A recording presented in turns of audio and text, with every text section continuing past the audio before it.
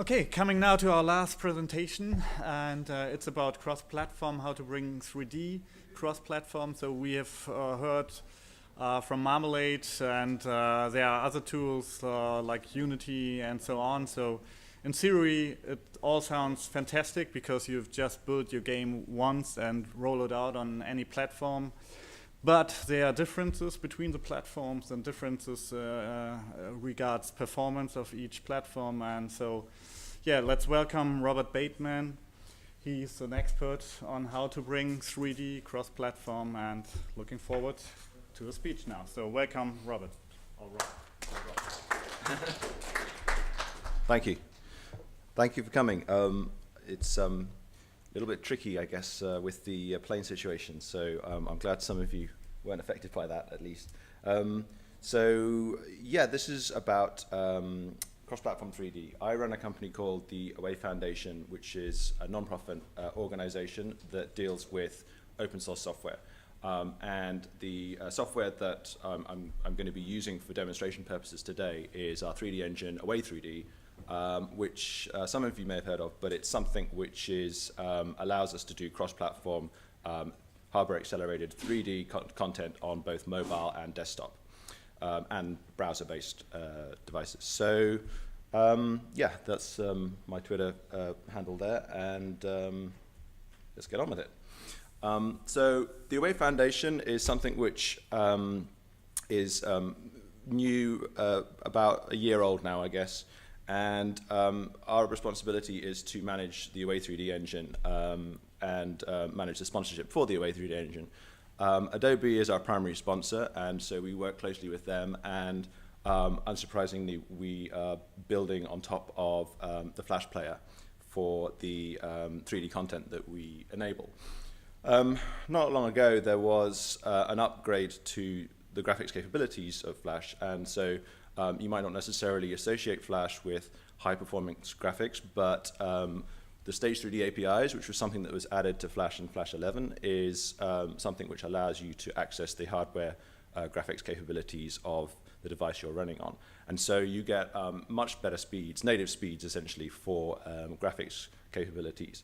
And the big advantage of using Flash and using Away 3D is that we work inside the browser as well. So if you are creating a game which you want to publish on, say, iOS, Android, and browser-based content, then you can quite easily do that with one development stream and then deploy to all platforms at the same time.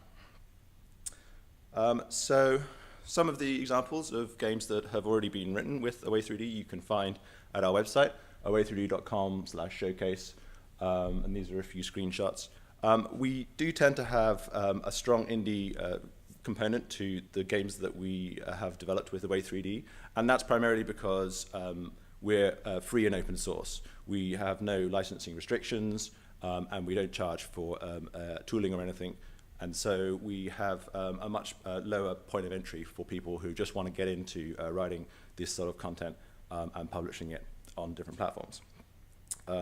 And to sort of go into a little bit more about the technicalities of what we actually need to do to be able to get a decent performance across devices, I wanted to just go a little bit into the evolution of the hardware that we have to use for these for GPU graphics.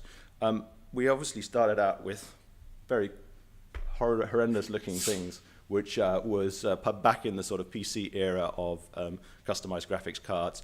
And at those days, GPU graphics was really the domain of the hardcore gamer only. And these things could run into the hundreds of pounds to buy and set up, and had their own power supplies and were very power hungry. But even over the last 10 years or so, this has dramatically improved to now a situation where essentially the systems on a chip that you get in most modern mobile devices and tablets have GPUs built in and can easily have access to those GPUs. Here is the schematic for the new A6 chip that's in the iPad, and you can see that there's 3 GPU cores built onto the chip itself. So these capabilities come as standard with a lot of the devices that are coming out today. And what I just want to sort of briefly cover, I don't have a huge amount of time, so I can't go into much detail, is how we can access this in a way which is consistent across devices and allows us to be performant without losing quality. And when I talk about devices, I mean all this sort of variety that we have available to us now. So everything from the new iPad to the Raspberry Pi is GPU enabled these days. So it's a wide variety of things, and it's only ever going to get bigger.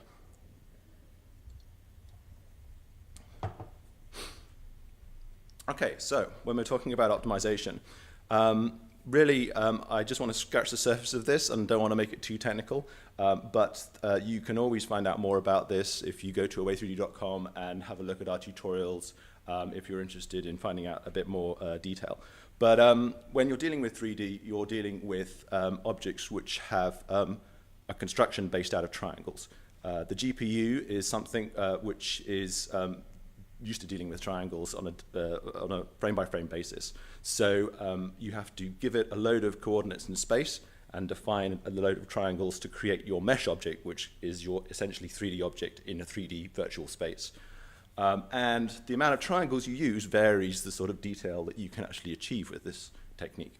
But it's how all modern graphics cards operate. And so the first thing your design team has to get used to is being able to balance the number of polygons, number of triangles, with the performance of the device that you're actually trying to target. The second thing to realize is that the rendering of a 3D object generally occurs in two steps. You have what's known as vertex processing, where the 3D object is translated or transformed into the 2D screen plane that you're actually viewing on your device. And this is done using the vertex processing unit, which is a separate isolated unit on the GPU. And then you have texture processing, which again has its own dedicated unit on the GPU and deals with actual colorization of individual pixels. Now, the important thing to realize is that these two processes occur at the same time. So your performance will always be judged by the process that's taking the longest. And therefore, you can have something which is very texture heavy, and it will be texture bound to the performance of the device for the texture processing unit, or you can have something which is very vertex heavy. And this sort of brings me on to measuring complexity. How do we actually judge how complex something is going to be to render on a GPU device? Well, I've already mentioned the first two here. Vertex density is the sort of amount of vertices that the GPU has to be able to transform at any one particular frame, and texture density is the amount of texture data that it has to deal with. There's also something called visibility spectrum, and this is when you have, say, a large scene and you're only looking through a small viewport, like a first-person shooter. The thing that you can actually see from your viewpoint is known as the visibility spectrum and your viewport of that particular scene. And obviously, you don't need to render everything that's outside of that viewport because you wouldn't be able to see it on screen even if you did. So you can do some quite serious optimizations by not having to render this sort of stuff that's outside of your viewing area. Obviously, most graphics engines do this for you, and the UA 3D engine is one of those. So it's not necessarily something you have to worry about every time, but it's something that's useful to know if you're trying to find the bottlenecks in your 3D scene. Excuse me, I've got a bit of a conference cough, so I can feel it coming on. This is just a little quick illustration of what I mean. Say you're positioned in point A. This is like an overhead schematic of a scene, and position A is visualized up in the top right-hand corner there. If you're inside a hall, like this one here, then the chances are that the GPU doesn't need to know about any of the stuff that's outside the walls of that hall, because you wouldn't be able to see it even if it did render that. So these sorts of savings can be a very quick win when dealing with a large immersive scene that you're trying to navigate around. Similarly, going back to the sort of vertex and texture data that I was talking about, if you have a large collection of vertices that are bunched together around a very complex part of the object, then that'll take longer on the vertex processing unit to work its way through and be displayed on the screen. And conversely, if you have low vertex density, you will be fill rate bound, which basically means that you have to worry about how much texture data you're worrying about. And so this is illustrated by the purple areas and orange areas on this. So to be able to actually do any of this optimization, we first of all need to have an analytics tool. What's good about Away3D is that because we're based on the Flash platform, we recently had a new tool available to us from Adobe called Adobe Scout. This is something which measures the performance on a frame-by-frame basis and then allows you to view it in real time and also snapshot versions, so you can save this data for analysis later. It displays everything in a nice, easy-to-read way, and is very useful for this kind of analysis. So, for example, you have a bar for each frame depending on how much processing is going on in that frame. And the orange part of the bar here is to do with display list rendering, which is not necessarily something we concern ourselves with these days, because display list is still rendering on the CPU and it's nothing to do with the GPU. Generally on mobile devices and even browser-based games today benefit from using GPU rendering with frameworks like Away3D.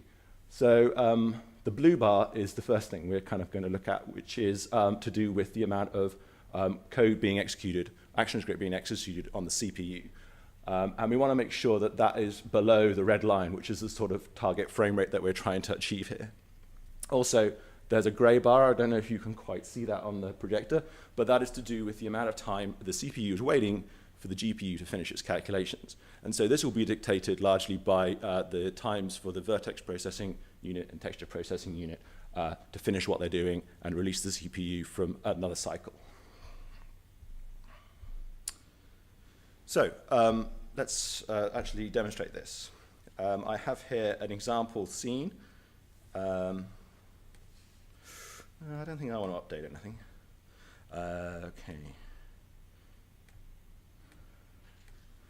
Let's just find, oh dear, these have all been mixed up.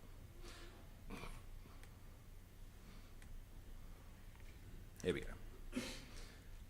So this is something that's this is actually one of our examples that you can find. Here, can I full screen this? There we go. You can find this on our source repository on GitHub. If you go to github.com/away3d, there's the source code for the engine itself, and then there's a separate repository for all sorts of examples that you can download and test. And this is one of them. Now, this demo is using something called the sponsor model, which is actually from a company called Crytek, who create the Crysis engine, which is another 3D engine. And they use it as like a test model to test out the performance of various things in their engine. So it's a great benchmark to be able to just sort of drop into a scene and see how things perform. We've added a few little embellishments like the flaming things and so on. But I mean, essentially it's the sponsor model at the base of it. And you've got a lot of stuff going on here. You've got sort of sunlight casting a shadow. You've also got individual light sources from the torches. Yeah, you can sort of wander around this. Now, what I want to do is, let me start this again and fire up Scout to show you what actually goes on behind the scenes. Just need to, there we go.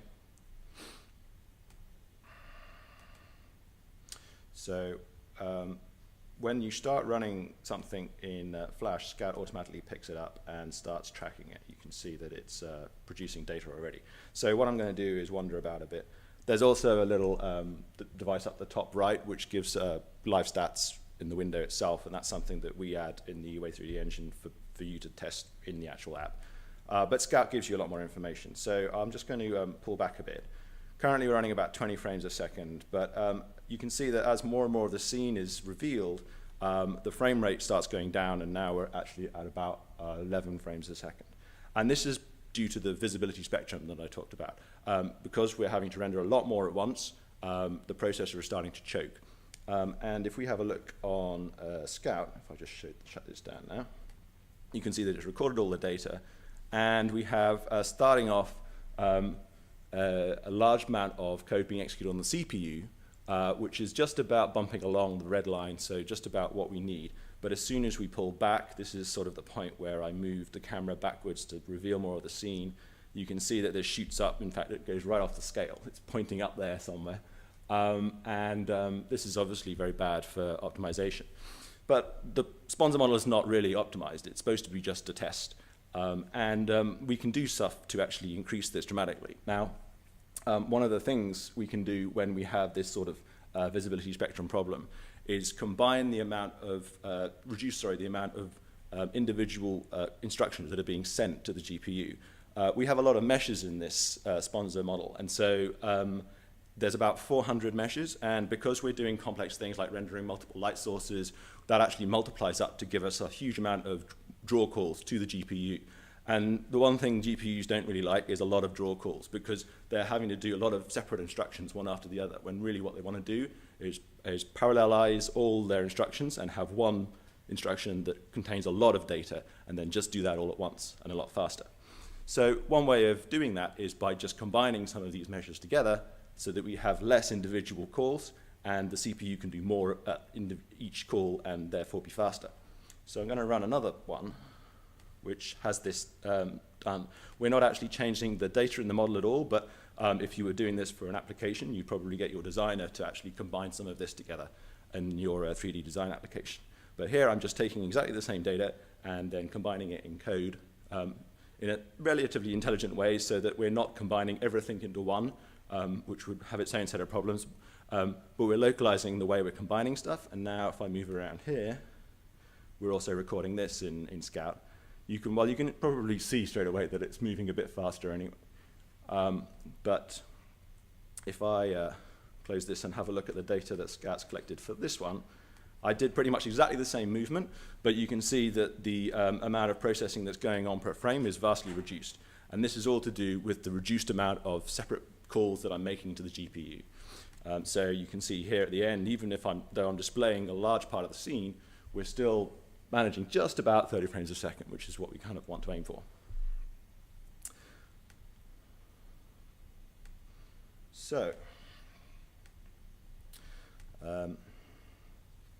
So yeah, just to recap, to be able to sort of save the fragmentation of data that we upload to the GPU, we can do things like merge meshes, which reduces the draw calls, and obviously the engine itself is doing a lot of culling of the visibility spectrum as it is. So when you look at something close up and you're not having a lot of the scene being displayed, then you'll actually get a reduced amount of CPU activity there anyway. As you saw, when you pull back to reveal more of the scene, less culling can be done, so that the amount of processing on the CPU goes up. So there's one other thing I want to show, and I've just seen the 1 minute sign, so I better hurry. This is to do with animation on the GPU. So a lot of the time, or some of the time, you want to be able to have a large amount of objects moving around on screen at once, independently controlled. And this is fine when you were dealing with just software-based rendering techniques, but on the GPU, again, you have this problem of fragmenting data and having to do a lot of calls at once. So one way of getting around this is to use a technique known as GPU animation, which actually gives the GPU all the information it needs to be able to actually move things around without having to have additional data. So if I run this demo here, this is an example of this technique in Away 3D. We have about 130,000 individual particles being animated here, and we're achieving about 60 frames a second. So this is even more performant than the improvements that we made to the sponsor demo. And the reason for that is vastly compacted data. So the data that's being uploaded is only done in a handful of calls, and the GPU can do the rest. The VERTEX unit is the thing that's responsible for moving stuff about. So rather than just projecting something into a 2D space from 3D, you're actually taking more data, such as velocity and acceleration or what have you, and using that to work out a different position in the 2D space that then gives you the movement that you see on the screen. So the data isn't actually changing, it's just the way it's being interpreted at runtime.